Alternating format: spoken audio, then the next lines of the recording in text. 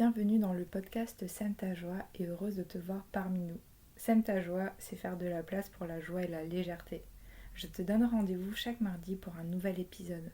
L'intention de ce podcast est de semer des petites graines de réflexion, d'amour, de joie, de te partager mon cheminement en espérant que ça résonnera en toi. Je suis coach en PNL, éternel apprenti de la vie et j'ai à cœur de te transmettre mes apprentissages. Ensemble, accueillons les défis de la vie comme les joies qui nous attendent. Restons fidèles à ce que désire notre cœur.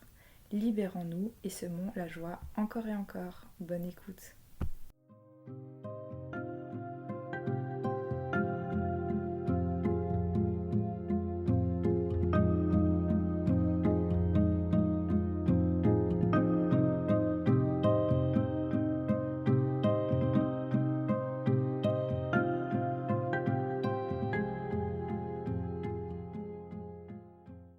Bonjour à toutes et à tous et bienvenue dans ce nouvel épisode de podcast. Aujourd'hui, j'aimerais vous parler de pratiques, de rituels, de bulles de sérénité en tout genre. Donc en fait, en gros, j'aimerais vous parler de pourquoi c'est important selon moi d'avoir des temps. C'est pas forcément chercher des pratiques spirituelles, c'est simplement avoir des petites bulles pour soi et pourquoi c'est si important de les cultiver. J'aimerais aussi vous donner quelques exemples, quelques idées de pratiques justement qui sont simples et qui peuvent faire la différence. Voilà, c'est ce dont j'aimerais parler aujourd'hui avec vous. Alors, c'est vrai que moi ça fait quelques années maintenant que je suis tombée dans la marmite du développement personnel, de la spiritualité. Donc au début, c'est vrai que j'étais assez friande de tout ce qui est Miracle Morning, comme beaucoup de monde en fait, on a commencé là-dedans. Et puis voilà, j'étais assez... bon, je pratiquais le yoga aussi, la méditation, j'essayais d'être rigoureuse, j'essayais de faire mon journaling aussi le matin. Et finalement, je me suis rendu compte que en fait, ça n'était pas forcément trop mon truc. Euh, voilà, et que aussi parfois j'ai besoin un peu de diversifier. Et, et c'est vrai que je pense que c'est important en fait de trouver ces pratiques. Et puis j'ai remarqué aussi que ce que j'aime faire le soir et ce que j'aime faire le matin, c'est vraiment très différent. Et je vais vous en parler aussi pour que vous puissiez peut-être trouver les vôtres, vous poser les bonnes questions. Si vous avez envie justement voilà, d'avoir des espaces pour vous. Et donc pourquoi c'est si important selon moi, c'est qu'en fait pour moi c'est ces espaces qu'on prend en fait pour soi, pour revenir au corps, pour respirer, pour peut-être être plus dans le sensoriel, dans le corps. En fait c'est des petites bulles d'apaisement, des bulles sensorielles dans la journée. C'est des espaces où on revient un peu dans le système nerveux parasympathique, donc un état plus lent, un état plus serein, un, un état où finalement on n'est pas stressé. C'est important de cultiver ça en fait justement pour son système nerveux, pour pas être toujours branché hyper vigilance, hyper contrôle, stress, hop hop hop, go go go, on y va. Donc c'est vrai que moi je trouve ça important. C'est des espaces que je choisis moi de créer pour en fait apaiser mon système nerveux. Donc ça c'est vraiment la première raison de pourquoi c'est si important d'avoir ces espaces-là pour soi dans sa vie, dans son quotidien. Ensuite c'est des moments en fait où on peut vraiment revenir à soi, à son corps. C'est des moments où en fait on prend le temps de savoir comment on va vraiment, de s'écouter, de poser de la conscience en fait sur nos mots, sur notre état, sur le corps. Donc en fait, pour moi c'est vraiment des espaces de conscience hein, finalement, où on se met en état aussi un peu de métacognition, on s'observe, on peut faire des scans corporels, enfin voilà, on débranche un peu vite vite vite, métro boulot dodo, pour un peu reprendre un temps pour soi, pour revenir à soi, à sa respiration, à son corps. Et voilà, c'est vraiment essentiel. Ça va aussi dans le truc du système nerveux, apaiser le stress, les angoisses, etc. Ensuite, voilà, je vous l'ai dit, c'est revenir à sa respiration, à son souffle, à son corps. C'est super important parce que c'est à travers notre respiration qu'on s'apaise, c'est à travers notre respiration aussi qu'on revient dans un état neutre, de calme, qu'on peut s'observer. Le corps aussi a beaucoup de choses à nous dire. Et dans notre vie quotidienne, on a tendance à être trop branché mental. Donc en fait, ces espaces-là, pour moi, sont là pour revenir à ça, à l'essentiel quelque part. Même si le mental a sa place.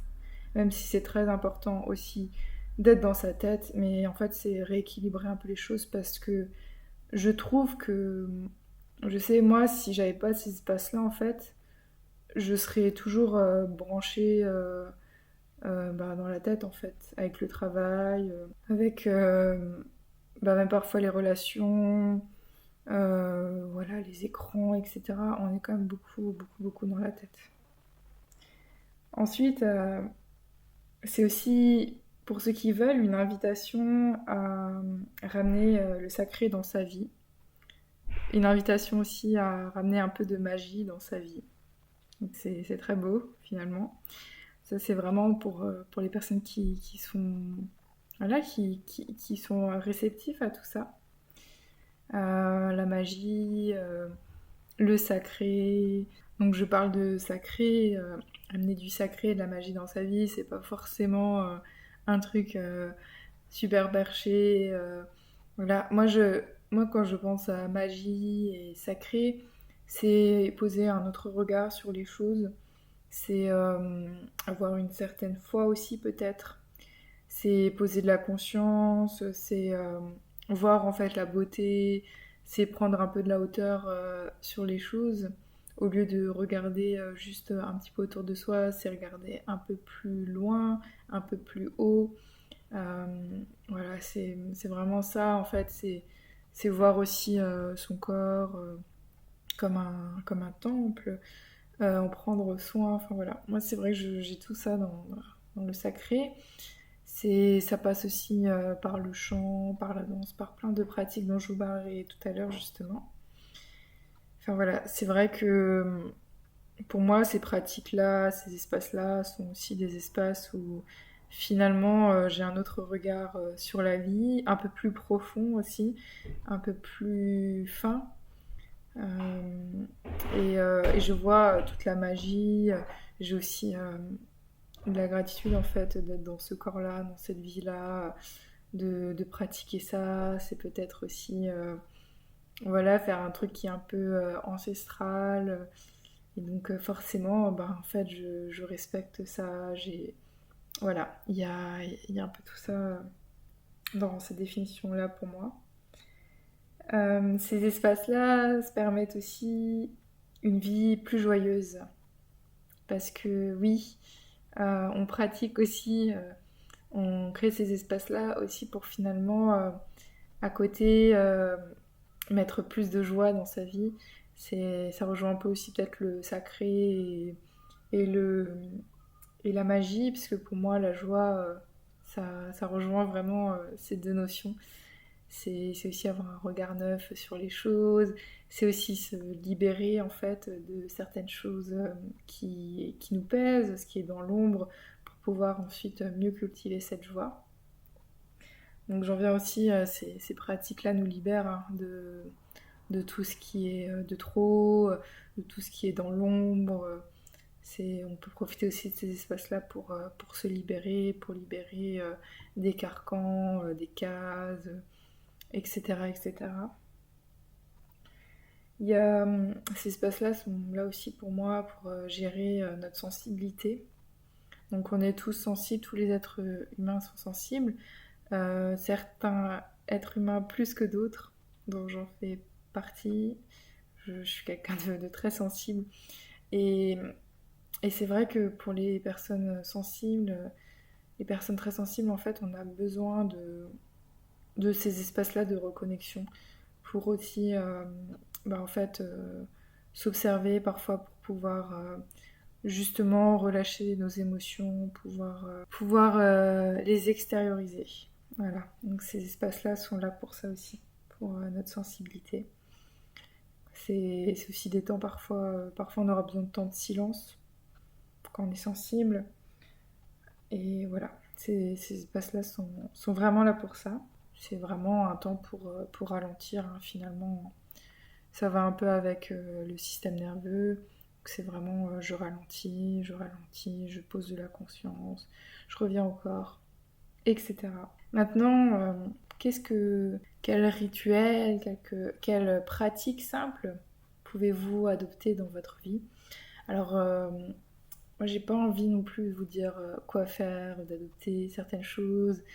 Faut vraiment en fait tester, tester certaines choses, voir ce qui nous fait du bien, voir ce qui nous aide peut-être le plus, voir ce qu'en fait ce qui est game changer dans notre vie, ce qui change beaucoup de choses dans notre vie, voir ce que ça crée de différent, si ça nous fait du bien, si c'est quelque chose qui nous aide.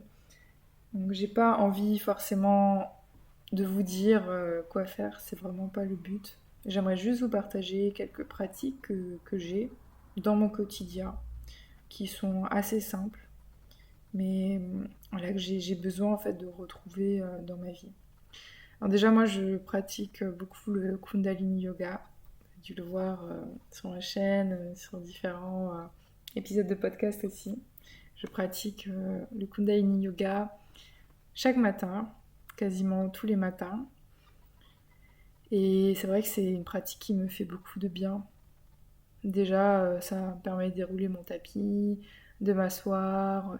Il y a du chant de mantra, il y a de la respiration, il y a des postures aussi de yoga, il y a des gestes qu'on fait avec les mains. Donc, moi, ça englobe vraiment tout, en fait, tous les points que je vous ai dit avant, avec le sacré, ma sensibilité, la respiration, le souffle, revenir au corps, ralentir, poser de la conscience, apaiser son système nerveux, une vie plus joyeuse. Donc c'est vrai que cette pratique, j'y tiens beaucoup. Et voilà, ça c'est quelque chose que vous pouvez tester aussi, si ça vous tente. Il y a bien sûr tout ce qui est respiration. Je pense par exemple à la cohérence cardiaque. Donc la cohérence cardiaque, c'est vraiment j'inspire sur 5 temps, j'expire sur 5 temps, et puis on peut varier, on peut par exemple inspirer sur 4 temps, expirer sur 8 temps, vraiment pour s'apaiser. On peut aussi inspirer plus longuement, expirer moins longuement. Par exemple, inspirer sur 5, expirer sur 2. Donc là, c'est un peu plus pour se dynamiser. Il y a aussi bien sûr la pratique de la méditation, à ceux qui aiment. Par exemple, on peut faire un scan corporel, on peut faire une méditation vipassana. Voilà, il y a beaucoup de choses, la méditation de pleine conscience. Ensuite, dans ces espaces-là, on peut aussi par exemple jouer d'un instrument de musique. Donc là aussi, hein, vous avez le choix. Et moi, par exemple, je ne joue pas particulièrement d'instruments de musique, mais c'est vrai que chez moi, j'ai un tambour chamanique. Donc parfois, je l'utilise quand j'en ai besoin. Par exemple, quand je suis en colère, taper sur le tambour, ça fait trop du bien. Voilà, il y a plusieurs instruments. Vous pouvez voir ce qui vous convient le mieux. Et il y a des instruments très simples, mais c'est vrai que la musique, ça fait vraiment beaucoup de bien. Dans le même style, il y a la danse aussi. Et là aussi, vous pouvez juste danser intuitivement, mettre une musique que vous aimez et bouger dessus, comme bon vous semble, comme vous le sentez. Il y a le checking aussi, c'est vraiment une technique qui fait qu'en fait, on tremble, en fait, on check en fait tout le corps, et ça, c'est vraiment pour se libérer, pour voilà, les émotions aussi, et bien plus vraiment libérer, se décharger en fait. Il y a aussi le fait de marcher en nature. Par exemple, marcher pieds nus aussi, ça fait beaucoup de bien pour justement se ressourcer, pour se redonner de l'énergie. Il y a aussi le fait de marcher en silence. et d'observer vraiment le paysage, d'être conscient en fait. Il y a aussi bien sûr écouter une musique et s'y plonger pleinement. Que vous mettez une musique que vous aimez et fermer les yeux peut-être et essayer vraiment d'être absorbé à cette musique. Ça fait vraiment du bien. Ça fait vraiment beaucoup, beaucoup de bien. Il y a toutes les pratiques qui sont liées à nos sens. Par exemple, se huiler le corps de façon douce, se masser, faire un automassage avec une huile. Il y a aussi le fait d'allumer une bougie qui sent bon et faire pareil, de fermer les yeux et de la sentir, vraiment s'y imprégner, de sentir de l'huile essentielle. Il y a vraiment aussi, par exemple, ce que j'aime bien faire de temps en temps, c'est une plume et en fait me caresser avec cette plume, caresser tout le corps. Et ça, c'est vraiment, ça nous permet aussi de revenir à notre sensualité, à quelque chose de doux, se faire du bien. Ça fait vraiment beaucoup de bien. C'est vraiment lié au sens du toucher. Il y a la musique, comme je vous le disais avant. Enfin voilà, vraiment. Et puis pourquoi pas aussi goûter quelque chose, manger en conscience. Donc manger quelque chose que vous aimez, qui vous fait plaisir, et vraiment savourer chaque bouchée, pardon, chaque bougie. Vraiment savourer chaque bouchée. Donc ça aussi, c'est des petits rituels qu'on peut avoir pour vraiment se reconnecter au corps, à nos sens, etc. Il y a aussi, bien sûr, le fait de dessiner, de lire, d'écrire, de se mettre dans sa petite bulle, de respirer par exemple et d'imaginer être dans une petite bulle d'énergie qui nous fait du bien, qui nous donne ce qu'on a envie. Par exemple, on peut s'asseoir, imaginer une bulle dorée autour de nous, et sentir que cette bulle en fait, elle nous apporte beaucoup de force, beaucoup d'énergie. Donc ça c'est la visualisation en fait. Puis il y a aussi bien sûr admirer un beau paysage, juste s'asseoir et regarder un paysage. Enfin voilà, comme vous voyez, c'est des pratiques assez simples et puis j'en ai plein d'autres. Moi, c'est des choses que j'aime bien faire dans mon quotidien pour vraiment ralentir, pour mettre de la conscience. Et c'est des pratiques que je vous invite aussi à faire, à tester peut-être. Il y en a encore vraiment plein d'autres, mais c'est vrai que franchement, ça fait vraiment beaucoup, beaucoup de bien. Et pour toutes les raisons que je vous ai citées plus avant, toutes les raisons que je vous ai citées tout à l'heure. Donc vraiment, essayez le plus possible, comme bon vous semble, ça peut être juste 5 minutes dans la journée, ça peut être 10 minutes, mais voilà, vraiment de créer ces petits espaces pour vous, ces petites bulles, c'est pratique. Voilà, j'espère cet épisode de podcast vous aura donné quelques idées et, et je vous souhaite une belle exploration.